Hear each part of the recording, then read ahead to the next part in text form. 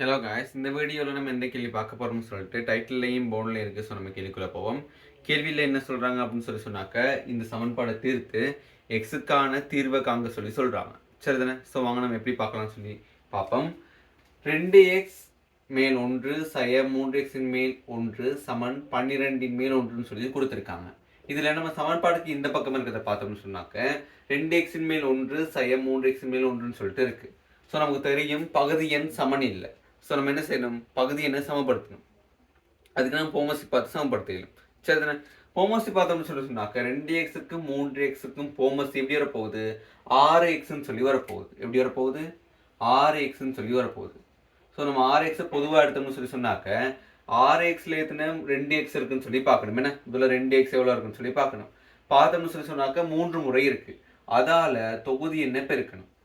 பெருக்கணும்னா 3ன்னு சொல்லிட்டு வரப்போகுது. அதுக்கப்புறம் இந்த சையடையாளம் அப்படியே வருவார். இப்போ 6xல எத்தனை 3x இருக்குன்னு சொல்லிட்டு பார்க்கணும். அதாவது 2 முறை இருக்குது. அதால் தொகுதி என்ன பெருக்கணும். பெருக்கணும்னு சொன்னாங்க 2ன்னு சொல்லி வரப்போகுது. சமன்க்கு இங்கிட்டு 1 கீழ் 12 அப்படின்றது அப்படியே வரப்போகிறாரு. இப்போ நான் இவரை சுருக்கிறேன். 3லேருந்து 2 போவாரா இருந்தால் 1ன்னு சொல்லி வரும். கீழே 6x அப்படியே வரப்போகிறாரு. இங்கிட்டு 1 கீழ் 12. இப்போ என்ன செய்யணும்? இங்கே 6x, அதாவது 6 எக்ஸ் இருக்காரு, இங்கிட்டு 12 இருக்காரு. நம்ம இந்த இடத்துல டிரெக்டா சுருக்கி கொள்ள முடியும். என்ன செஞ்சுக்கொள்ளலாம்? டிரெக்டா சுருக்கி கொள்ளலாம். எப்படி? 6 தானே 6x. அப்போ நான் இந்த 6ஐயும் இந்த 12ஐயும் சுருக்கிறேன். சுருக்குனா இங்கே ஒரு முறை, இங்கே 2 முறைன்னு சொல்லி வரப்போகுது. அப்படி தானே?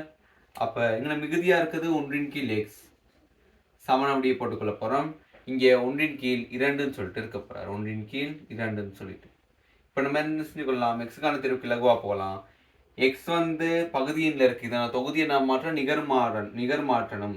அதாவது இதை நான் மேலே கொண்டு போகிறோம். இதை திருப்பி விட்டேன்.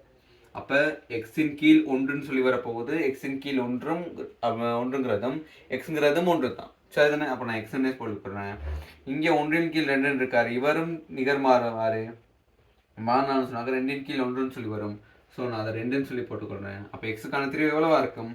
2ஆக இருக்கும். இந்த மாதிரி ஆன்சர்களுக்கு நீங்கள் போயிருப்பீங்கன்னு சொன்னாக்க உங்களுக்கு முழுமையான புள்ளி வழங்கப்படும்.